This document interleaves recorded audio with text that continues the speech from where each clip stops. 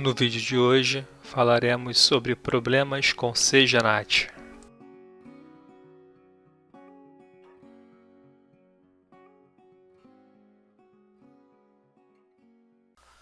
Vamos lá, pessoal.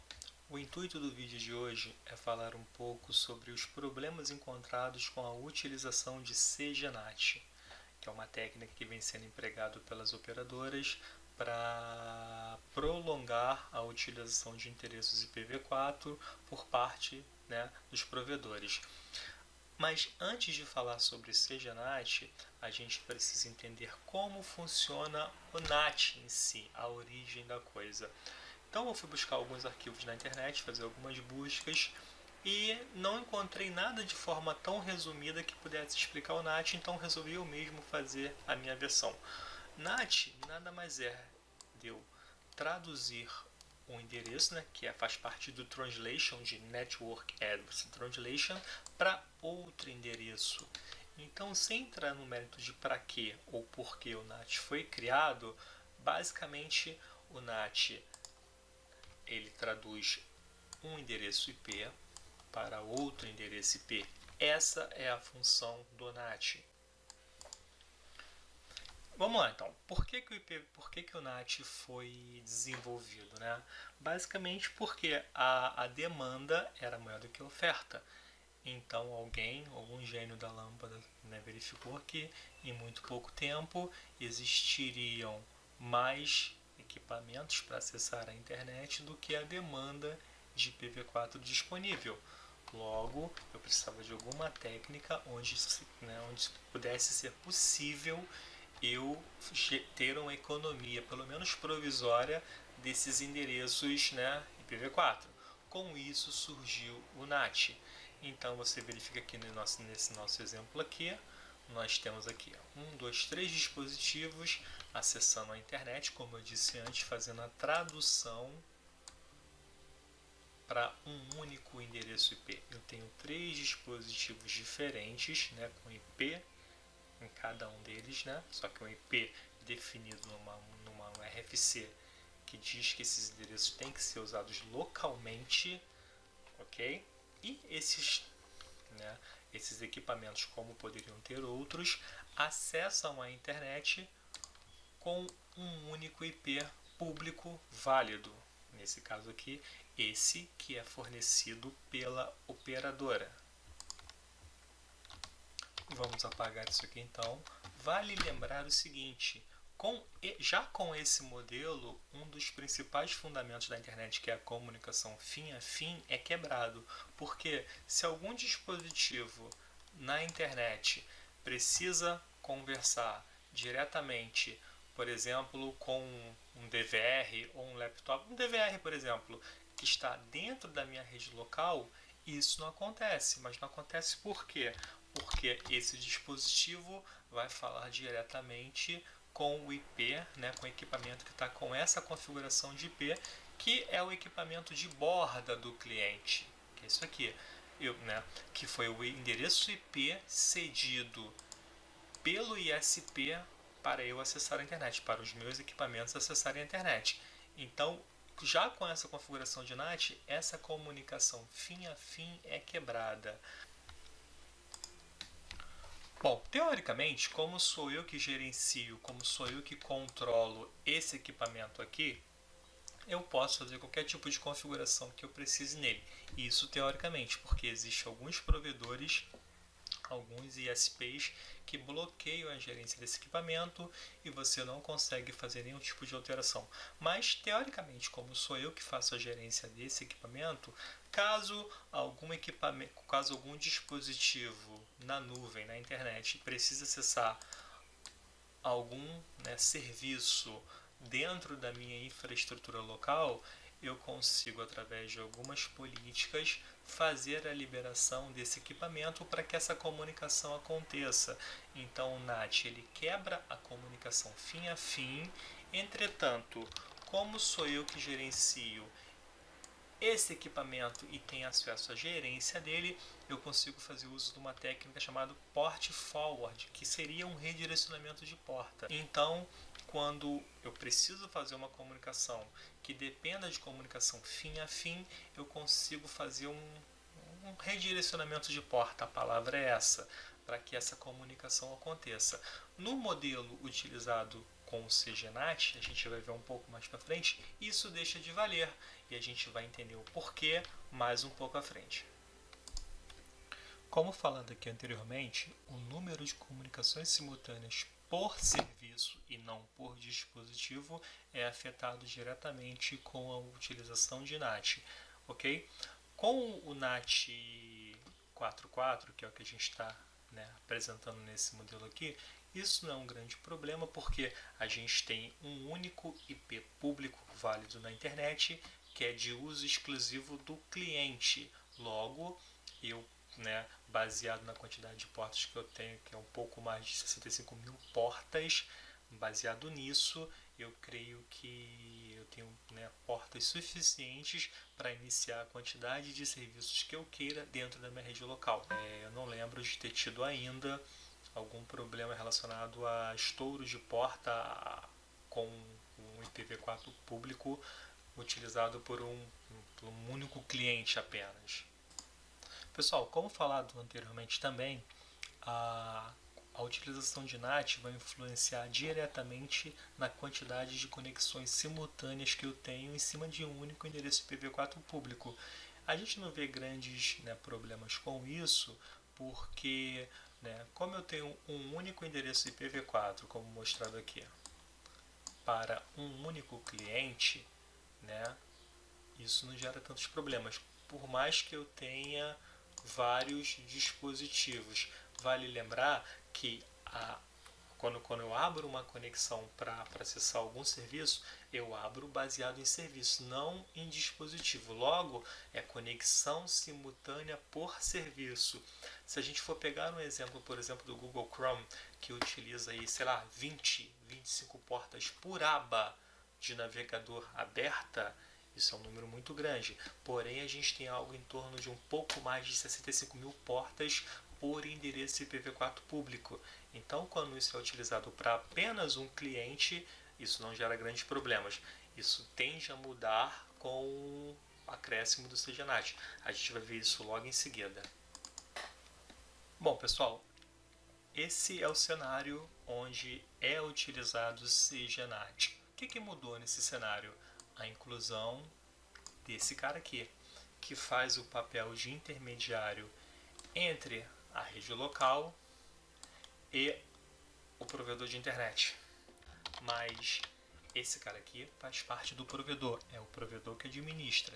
Então a gente vai aprofundar um pouco mais aqui o nosso entendimento. Bom, como mostrado na figura, o que acontece com o CGNAT é que existe por parte da operadora mais uma camada, mais um salto nessa comunicação, que é a inclusão desse equipamento aqui. Tá, mas o que isso acarreta para o usuário final? Vamos entender primeiro o seguinte. Bom, como eu expliquei ali antes, no NAT 4.4 eu tenho uma rede privada, eu tenho um IP privado, que quando precisa falar com um serviço na internet, por exemplo, uma página ou um servidor de e-mail, ele faz a tradução de um IP público ou de um IP privado para um IP público. Nesse novo modelo apresentado, isso deixa de funcionar. Por quê? A gente tem um intermediário aqui, Essa comunicação não existe mais de forma direta. Eu não falo mais direto da minha rede privada com minha rede pública. Eu tenho um intermediário aqui que é definido numa RFC, que é 6598, que define uma rede privada. A rede definida para isso é 100.6400/10. Isso tem uma RFC que define isso. Então eu tenho mais um salto. Com isso eu perco, a gente chama o NAT do NAT. Eu perco totalmente a minha autonomia quando eu preciso fazer algum tipo de gerência que precise de regras de redirecionamento. Bom, agora a gente vai utilizar aqui esse carinha aqui, que é uma coisa que acontece muito atualmente. Sabe o seu PS4 lá, seu videogame que depende de comunicação direta com os servidores para funcionar adequadamente, para não ficar com ping muito alto? Isso quando funciona é justamente por conta disso. O que acontece? Bom, você tem o seu cliente aqui, você recebe um IP da operadora nessa faixa aqui, ok? Que não é um IP público, tá? E você sai para a internet. Então vamos lá. Você saiu aqui, digamos que você tentou fazer essa comunicação. Então você saiu aqui, aqui você recebeu recebeu o IP público com uma porta lá que foi definida para você, ok? E essa comunicação ocorreu aqui com o servidor lá. Ponto. Então, quando o provedor lá de conteúdo lá, por exemplo, a PSN, precisa falar com você, ela vai fazer o caminho de volta. Vai vir aqui, vai falar com o ISP, que vai falar com o gateway lá do CGNAT, e o problema está aqui. Porque eu vou apagar aqui para ficar mais claro para ver. Porque esse cara aqui compartilha esse endereço IP aqui para esse usuário e para esse usuário, ok? Então eu tenho o IP público compartilhado para, nesse nosso exemplo aqui, que é um mero exemplo, para 2 usuários. Então, quando esse carinha aqui, ó, abre uma conexão com um cara lá na internet, que essa conexão volta, esse rapaz aqui não sabe para quem entregar e ele não está nem aí para isso, ok? Porque essas portas são dinâmicas, né? Então eu não posso garantir que eu vou te entregar, e como você não tem, deixa eu marcar aqui, como você não tem a gerência desse equipamento e você não tem a quem pedir para fazer um redirect para você, porque lembra do que eu falei lá no outro vídeo? Bom, como eu tenho aqui na internet uma aplicação pública lá, o servidor lá de conteúdo lá da PSN, por exemplo, e como ela precisa falar com um carinha que é um IP privado, que está aqui, ó, que é um IP privado, quando essa requisição de volta chegar ao nosso carinha aqui, vai chegar aqui, opa, esse aqui é IP público. Agora, para quem que eu entrego? Ele não sabe, porque esse equipamento não é de controle do usuário, é de controle da operadora. Então, não vai ter uma regra lá dizendo, assim como a gente fez no outro exemplo, que ele tem que entregar para esse cara aqui. Logo, essa conexão barra. Bom, isso é um mero exemplo de utilização para um servidor de conteúdo, por exemplo, da PSN, que é um videogame. Aí eu pergunto, e se for um usuário que precise, por exemplo, acessar as câmeras de segurança que estão lá na rede local dele lá, ok? É o mesmo princípio. Eu vou vir aqui, né? Essa requisição vai chegar nesse cara aqui. Porém, quando chegar aqui, como não existe nenhuma regra que trate essa alteração aqui, isso simplesmente vai ser ignorado. Ele não vai fazer um redirect disso para cá, porque esse equipamento não é de competência do usuário, é de competência da operadora, ok? E como aqui, ó, é uma rede privada, é uma rede local, eu não tenho como rotear nada que vier na internet por aqui sem um redirecionamento. Logo, esse pacote vai ser descartado. Agora, vamos para umas continhas básicas. Se cada endereço IPv4 público me permite 65 mil, exatamente, 65.535 conexões simultâneas, aí eu vou tirar ali a quantidade de portas, que são as portas conhecidas, que é algo em torno de 1024, vai me sobrar nessa história 64.500 e alguma coisa. Eu vou arredondar para 64 mil. Então eu vou ter ali algo em torno de 64 mil portas por endereço IPv4 para compartilhar entre esses 2 usuários. Ah, poxa, mas é muita coisa para compartilhar entre 2 usuários. Realmente, é aí que está a malandragem. Eu fiz um contato com um provedor amigo meu, que é um provedor pequeno, está começando, é um provedor local, mas é todo legalizado, e perguntei para ele assim, fulano, quantas, né, qual é a sua configuração de portas ali, de conexões simultâneas que um usuário pode ter para cada para conexão dele? O que, que você configura lá que ele pode ter de conexões simultâneas? Ah, ele me falou assim, ó, cada conexão me permite algo em torno de 150 conexões simultâneas. É o que minha regra permite e eu não tenho problemas desde então com esse limite. Não tenho estouro de conexões simultâneas. Beleza. Aí vamos fazer o seguinte. Bom, eu tenho 154 conexões simultâneas. Eu vou fazer o seguinte. Eu vou dizer que cada casa, que cada usuário aqui, ó, cada usuário tem a permissão para ter 4 dispositivos. Eu vou colocar até mais do que está definido aqui. Bom, se cada um usa 150, eu só vou dizendo que, né, pode utilizar até 4 dispositivos, algo em torno de 600 conexões simultâneas por usuário. Fazendo uma continha aqui básica, de eu tendo, né, um limite de 150 conexões por IP privado, né? Isso é uma média, né? Digamos ali que cada cliente tenha um limite de 600 conexões, né, simultâneas, baseado numa conta porca, né? Eu digo que cada IPv4 me permite ter ao tempo, baseado nesses parâmetros, algo em torno de 100 clientes simultaneamente utilizando um único endereço IP. Aí eu te pergunto, é vantajoso ou não para a operadora utilizar a CGNAT?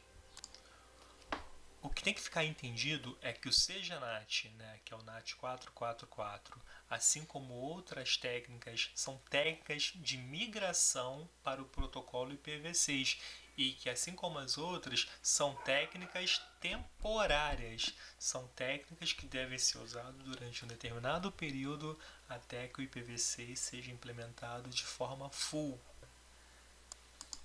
Por que muitas operadoras optam pela utilização do CGNAT?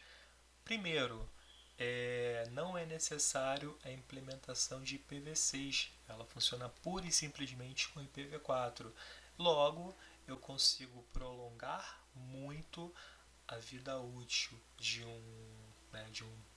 um bloco meu IPv4, em detrimento de eu ter que investir em equipamento e infraestrutura para migrar isso para IPv6. Ok? E com isso eu vou arrastando todo o processo.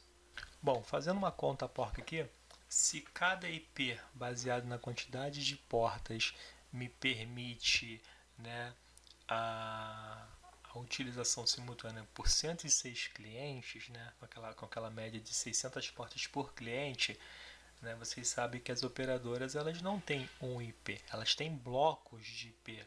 Logo, se eu pegar um bloco lá, barra 22, por exemplo, de uma operadora e fizer uma continha básica, né, pegar ali 1022 IPs que ela vai ter mais ou menos disponíveis e multiplicar pela quantidade de potenciais clientes, que são 106 por cada IP, eu vou ter algo ali em torno de 100 mil e poucos, 108 mil clientes em cima de um bloco barra 22. Pergunto-lhes, é vantajoso migrar para IPv6? Ou é mais vantajoso implementar um CGNAT que quebra totalmente a política de comunicação fim a fim na internet e prejudica de forma direta o usuário? Bom, pessoal, é isso. Eu vou encerrando esse vídeo por aqui. Eu espero que eu tenha conseguido colaborar com vocês na explicação de, né, problemas encontrados com o CGNAT. Espero que todos gostem, né? Comentem, por favor. Quem puder se inscrever, se inscreva. E é isso. Obrigado e tchau.